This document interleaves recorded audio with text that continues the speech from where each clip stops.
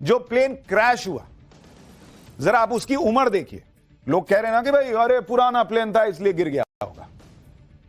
Plane की उम्र अगर आप देखेंगे, जो क्रैश हुआ बोइंग 787, जो क्रैश हुआ उसकी एज क्या थी? उसकी एज थी 11 साल, मतलब 11 साल पुराना प्लेन था। अब इसी को देख के लोग कह रहे हैं कि भाई 11 साल पुराना प्लेन था, 10 साल में तो गाड़ी हम लोग बदल देते हैं, 11 साल में प्लेन क्यों नहीं बदले? 11 साल 5 महीने उसकी एज थी। लेकिन जो प्लेन की मैक्सिमम ऑपरेशनल एज होती है, मैक्स ऑफ एज जो प्लेन की होती है कि प्लेन कितने साल तक चल सकता है, वो 40 से 50 साल होती है बॉस। 40 से 50 साल तक प्लेन उड़ते हैं। तो अगर आप 11 साल की उम्र का कोई प्लेन दिख रहे हैं, यानी उसने अपनी 25% का ही उम्र को पूरा किया है। यानी ये कोई बहुत पुराना विमान नहीं था, ऑलमोस्ट नया ही था। खाली नंबर से नहीं होता। अब आप कहिएगा कि कुत्ता जो है वो 12 साल में मान लीजिए मर जाता है, तो इंसान कैसे जिंदा? अरे भाई, इंसान की उम्र अलग है, दूसरे की अलग है। प्लेन आपकी कोई कार नहीं है जो रगड़ कर चलाई जाए तो 5 साल में बहुत खराब हो जाती है, 10 साल में खटारा होने लगती है। ज्यादातर विमान कई साल तक चलते हैं। यह बात अलग है कि उनमें समय समय पर तकनीकी बदलाव किए जाते हैं। विमान महंगे भी आते हैं तो उनका रखरखाव भी उसी हिसाब से होता है। तो इसलिए विमान पुराना था, यह थ्योरी भी यहां पर खत्म हो जाती है कि भाई पुराना प्लेन था इसलिए क्रैश हो गया। प्लेन क्रैश की किस थ्योरी में कितनी सच्चाई है, अब इसका पता जल्दी ही लग जाएगा, क्योंकि अहमदाबाद में क्रैश हुए बोइंग 787 ड्रीम लाइनर का ब्लैक बॉक्स मिल चुका है। सूत्रों के मुताबिक प्लेन मलबे से ब्लैक बॉक्स को रिकवर कर लिया गया है। AAIB यानी एयरक्राफ्ट एक्सीडेंट इन्वेस्टिगेशन ब्यूरो ने ब्लैक बॉक्स मिलने की पुष्टि भी कर दी है, जो इस खौफनाक प्लेन क्रैश की असल वजह से पर्दा उठा सकता है। हालांकि इसका नाम ब्लैक बॉक्स है, लेकिन होता ऑरेंज कलर का है। इस ब्लैक बॉक्स में प्लेन का पूरा डेटा मौजूद होता है, जिससे पता चल सकता है कि आखिर उड़ान भरते ही एयर इंडिया की फ्लाइट अचानक आसमान से नीचे क्यों आ गिरी। क्योंकि पैसेंजर प्लेन हो, आर्मी जेट हो, हेलीकॉप्टर हो, सब में ब्लैक बॉक्स लगा होता है, जो फ्लाइट के ग्राउंड पर खड़े रहने से लेकर उड़ान तक का पूरा डेटा रिकॉर्ड करता है। ब्लैक बॉक्स को तकनीकी भाषा में FDR यानी फ्लाइट डेटा रिकॉर्डर कहा जाता है। 50 के दशक में जब पहली बार प्लेन में ब्लैक बॉक्स का इस्तेमाल हुआ, उस वक्त उसकी भीतरी दीवारों को काला रखा जाता था। यह फोटो फिल्म की मदद से रिकॉर्ड होने वाले डेटा को सुरक्षित रखने के लिए होता था। रोशनी पड़ने पर यह फोटो फिल्म खराब हो जाती थी, इस वजह से इसे ब्लैक बॉक्स कहा जाने लगा। इसके नाम के साथ भले ही ब्लैक लगा हो, लेकिन असल में यह बॉक्स ऑरेंज कलर का होता है, ताकि क्रैश की स्थिति में चमकीले रंग की वजह से इसे ढूंढने में आसानी हो। ब्लैक बॉक्स स्टील और टाइटेनियम से बना होता है, ताकि बड़े से बड़े हादसे और आग लगने पर भी इसे नुकसान न पहुंचे। इसकी मजबूती के बारे में भी आपको आगे बताऊंगा। ब्लैक बॉक्स में कई तरह के सिग्नल, बातचीत और तकनीकी डेटा रिकॉर्ड होते रहते हैं। ब्लैक बॉक्स में 2 तरह के रिकॉर्डर होते हैं। पहला FDR यानी फ्लाइट डेटा रिकॉर्डर। ये कई सारे डेटा जैसे प्लेन की स्पीड, ऊंचाई, प्लेन का वर्टिकल मोशन, उड़ान के ट्रैक को रिकॉर्ड करता है। इसके साथ ही ये इंजन की जानकारी जैसे फ्यूल का फ्लो, थ्रस्ट जैसी जानकारियां भी स्टोर करता है। इसके अलावा फ्लाइट कंट्रोल, प्रेशर, फ्यूल जैसे करीब 90 तरह की डेटा की 24 घंटों से अधिक की रिकॉर्डेड जानकारी फ्लाइट डेटा रिकॉर्डर में स्टोर रहती है। दूसरा CVR यानी कॉकपिट वॉइस रिकॉर्डर। यह नाम के मुताबिक कॉकपिट में पायलट और उसके सहयोगियों के साथ होने वाली बातचीत और कॉकपिट की दूसरी आवाजों को रिकॉर्ड करता है। यह रेडियो में हो रही उन बातों को भी रिकॉर्ड करता है जो कॉकपिट और ATC यानी एयर ट्रैफिक कंट्रोलर के बीच होती है। अगर ट्रैफिक कंट्रोल वो ग्राउंड स्टाफ होता है, जो फ्लाइट एयर ट्रैफिक कंट्रोल वो ग्राउंड स्टाफ होता है जो फ्लाइट को उड़ाने में पायलट की मदद करता है। यह रेडियो के जरिए पूरी उड़ान के दौरान पायलट के संपर्क में रहता है। अब यह भी समझना जरूरी है कि भयानक से भयानक हादसों में भी प्लेन का ब्लैक बॉक्स कैसे सेफ रहता है। भाई सब जल गया, ये क्यों नहीं जला? इसे जिस स्टील और टाइटेनियम से बनाया जाता है, उस पर 1100 डिग्री सेल्सियस तक की गर्मी का कोई असर नहीं पड़ता। यही नहीं, समंदर में करीब 6000 मीटर तक की गहराई के दबाव का भी इस पर कोई असर नहीं होता। यह इतना मजबूत होता है कि 20,000 फीट की ऊंचाई से गिरने या फिर महीनों तक समंदर में डूबे रहने के बावजूद इसमें मौजूद डेटा सेफ रहता है, सुरक्षित रहता है। ब्लैक बॉक्स को किसी भी प्लेन के पिछले हिस्से यानी टेल सेक्शन में रखा जाता है, क्योंकि हादसे के वक्त प्लेन के इस हिस्से का सबसे कम नुकसान पहुंचता है। लोगों को जितनी हैरानी इस प्लेन क्रैश पर हो रही है, उतनी ही हैरानी इस बात पर भी हो रही है कि इतने भयंकर प्लेन क्रैश में कोई आदमी कैसे जिंदा बच गया। अहमदाबाद प्लेन क्रैश में सिर्फ एक पैसेंजर जिंदा बच पाया। रमेश विश्वास कुमार नाम के पैसेंजर का बचना किसी चमत्कार से कम नहीं। आज प्रधानमंत्री मोदी ने भी अहमदाबाद के अस्पताल में प्लेन क्रैश के इकलौते सर्वाइवर से मुलाकात की। सुनिए पीएम मोदी से मुलाकात पर प्लेन क्रैश में जिंदा बचे रमेश कुमार विश्वास ने क्या बताया। सर ने पूछा कि कैसे हुआ, तो मैंने उसके बारे में बताया और सब हाल चाल पूछा सब, और मेरे नजरों के सब सामने हुआ था। मेरे खुद को भी बिलीव नहीं होता कि मैं कैसे उसमें से जिंदा बाहर निकला, क्योंकि थोड़ा टाइम लिए कि तो मेरे को लगा था कि मैं भी मरने वाला हूँ, लेकिन जब मेरी आंख खुल के मैं देखा ना तो मुझे लगा मैं जिंदा हूँ। तो मैंने ट्राई किया, जब मेरी सीट थे वो मेरी बेल्ट निकाला, मैंने वो ट्राई किया जहाँ से निकल सकता वहाँ से, तो मैं निकल गया वहाँ से। मेरे सामने नजरों के सामने एयर होस्टल और दूसरे आंटी अंकल सभी उसमें मिस हो गए थे सभी। यानी जो व्यक्ति बच गया वो भी कह रहा है कि मुझे नहीं पता मैं कैसे बच गया। कुछ लोग कह रहे थे कि अरे इसने जो है इमरजेंसी डोर खोल के कूद गया। मतलब लोग भी अजब अजब बात करते हैं सोशल मीडिया पे। प्लेन उड़ा है, अभी 30 सेकंड नहीं हुआ है, उसको पता चल गया कि प्लेन गिरने वाला है, और इमरजेंसी डोर क्या है, आपके घर गाड़ी का दरवाजा थोड़ी कि खोले कूद गए। पहले उसका एक शील्ड हटता, पहले अपना सीट बेल्ट खोलिएगा, फिर उठिएगा, फिर एक शील्ड हटाइएगा, फिर उसको खोलिएगा, फिर उसको घुमा के ऐसे टेढ़ा करके निकालना पड़ता है। ये क्या है, टॉम क्रूज के फूफा बैठे हैं कि गए और कूद गए करके निकल गए, फिल्म की कहानी चल रही है। नहीं भाई, वो खुद बता रहा है कि मैं तो बैठा ही हुआ था। अब शायद उस तरफ उतना इंपैक्ट नहीं हुआ और उधर का प्लेन का हिस्सा टूट गया और ये निकल के बाहर चला गया, तो वहां से बच गया।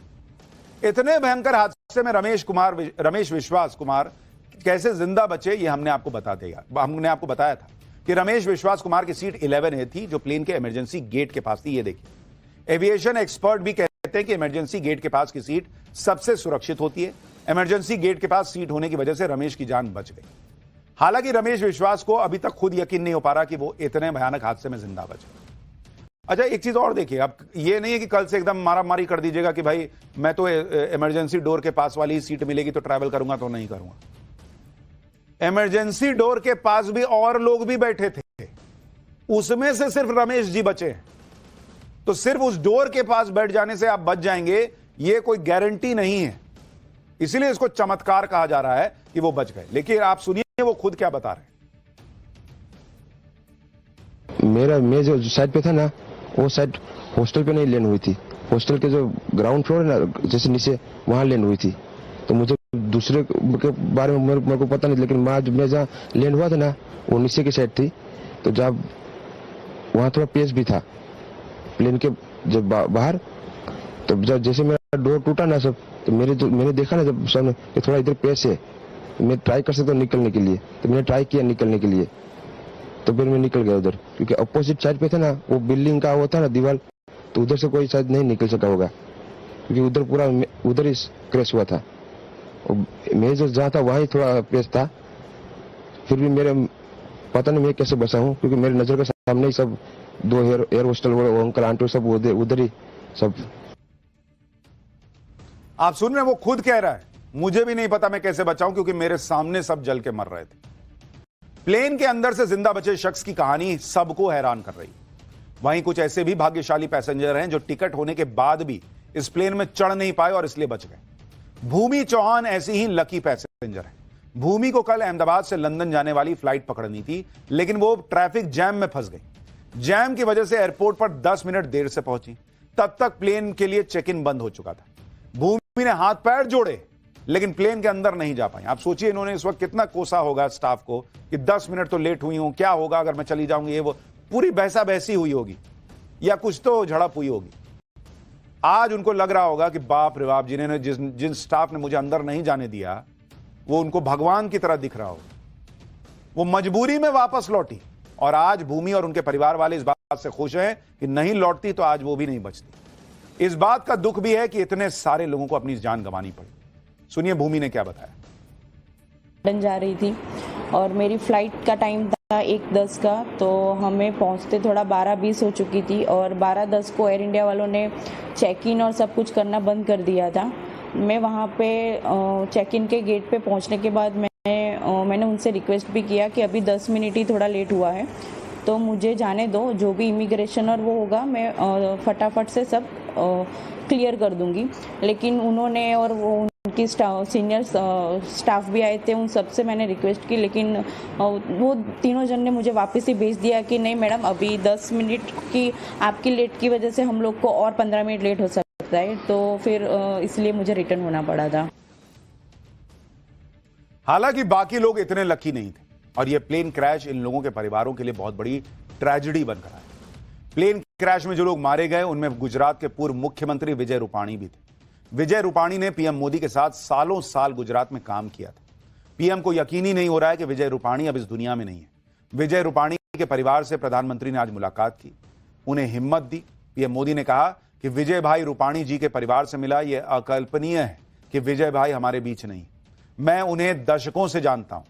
आगे पीएम मोदी ने लिखा कि हमने कंधे से कंधा मिलाकर काम किया, जिसमें सबसे चुनौतीपूर्ण समय भी शामिल है। विजय भाई विनम्र और मेहनती थे, पार्टी की विचारधारा के प्रति पूरी तरह प्रतिबद्ध थे। पद पर बढ़ते हुए उन्होंने संगठन में अलग अलग जिम्मेदारियां संभाली और गुजरात के मुख्यमंत्री के तौर पर लगन से काम किया। दुख की इस घड़ी में उनके परिवार और दोस्तों के साथ संवेदनाएं। अहमदाबाद में हुए हादसे से सैकड़ों परिवार बिखर गए। इस ट्रेजेडी की ऐसी ऐसी कहानियां हैं जिसे सुनकर किसी का भी दिल बैठ जाए। किसी का पूरा परिवार ही खत्म हो गया, कोई अपने बच्चों के साथ इसमें मारा गया, कोई प्रेग्नेंट लेडी थी, किसी के जुड़वा बच्चे थे जो माता पिता के साथ इसमें मारे गए। इतनी कहानियां हैं कि सुनने वालों के भी आंसू आ जाए। बहुत ही इमोशनल कर देने वाली कहानियां, इनके दर्द की कोई इंतहा नहीं।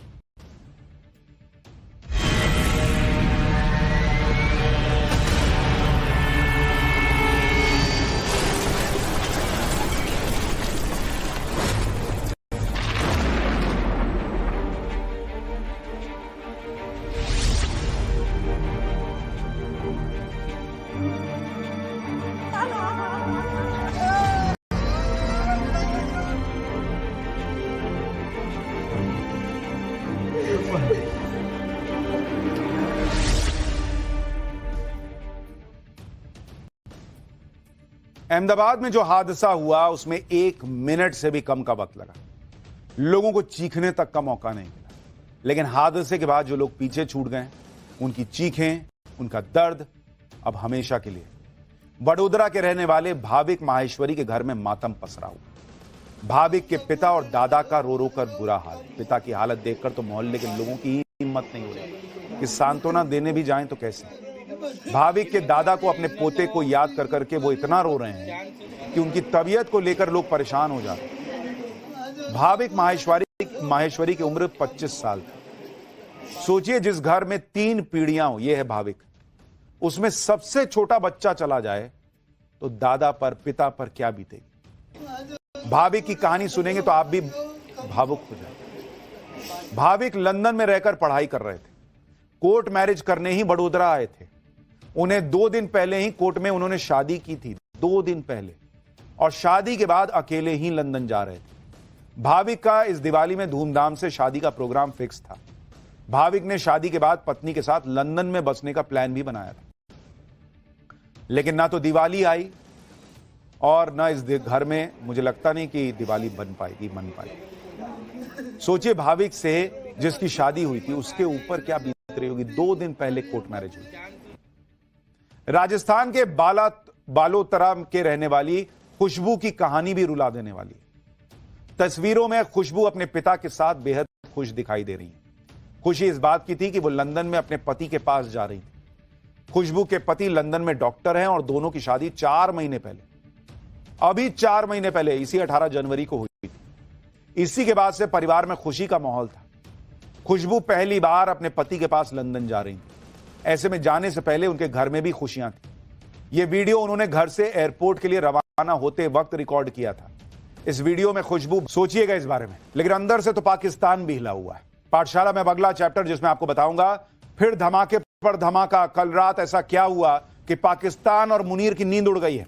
मलबा, लाशें और वो नया अटैक जिसे देख मुनीर से लेकर हाफिज सईद तक को सामने मौत दिखने लगी है। अब इसका चैप्टर खोल रहा हूं। इस वक्त पाकिस्तान में हड़कंप मचा हुआ है क्योंकि पाकिस्तान ने ऐसे धमाके पर धमाके देख लिए हैं, ऐसा नया अटैक देख लिया कि वहां के आर्मी चीफ असीम मुनीर से लेकर हाफिज सईद जैसे बड़े आतंकियों की नींद उड़ी हुई है। उनसे लेकर शहबाज तक और आतंकी हाफिज सईद तक के पसीने छूट रहे हैं।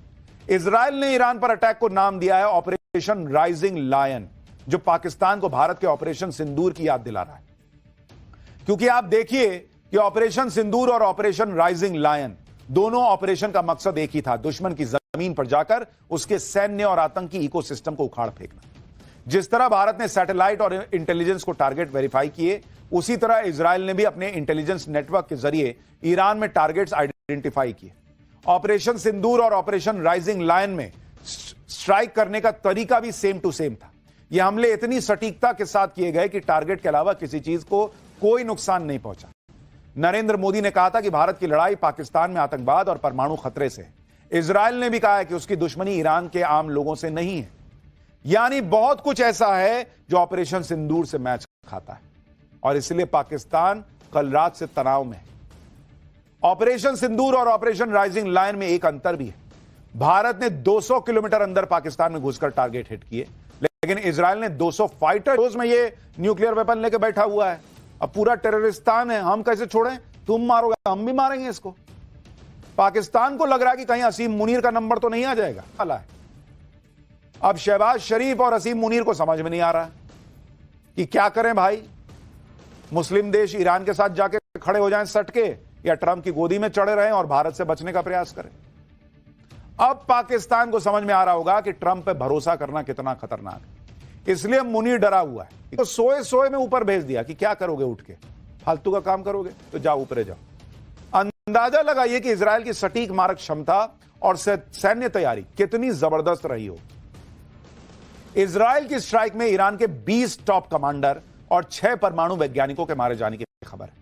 ईरानी सेना के 2 टॉप लीडर और 3 प्रमुख परमाणु वैज्ञानिकों की मौत की बात तो खुद ईरान मान चुका है। ईरानी सशस्त्र बलों के chief of staff major general Hussein Bagheri मारे गए। ईरान रेवोल्यूशनरी गार्ड्स का चीफ कमांडर हुसैन सलामी की मौत हो गई है। उसकी लीडरशिप में ही आईआरजी ईरान की बैलिस्टिक मिसाइल सिस्टम को संभालता था। इजरायली सेना ने Iran air force chief Amir Ali Haji Zadeh को भी मारने का दावा किया। ईरान के परमाणु वैज्ञानिक डॉक्टर फिरदाऊ अब्बासी, डॉक्टर मोहम्मद मेहदी तेहरानची और डॉक्टर अब्दुल हामिद मिनोचहर, इनकी भी इजरायली हमले में मौत की खबर है। जब इजराइल इस तरह से ईरान के बड़े बड़े लोगों को चुन चुन कर एक झटके में मार सकता है, तो भारत भी ऐसी स्ट्राइक करने की ताकत रखता है और भारत ये दिखा चुका है। यह बात पाकिस्तान को अपने टूटे फूटे एयरबेस देखकर आज भी याद आती है। भारत जब चाहे इजराइल की तरह पाकिस्तान में जहां चाहे अटैक कर सकता है, जिसे चाहे उसे निपटा सकता है। और इसीलिए पाकिस्तान में मुनीर को और शहबाज शरीफ को, भाई साहब, ये तस्वीरें सोने तो नहीं देंगी। फिलहाल एक छोटा सा ब्रेक ले रहे हैं। ब्रेक के बाद आपको बताएंगे टाइम देखकर धोखा खा जाते हैं। और ये है सैनिक 710।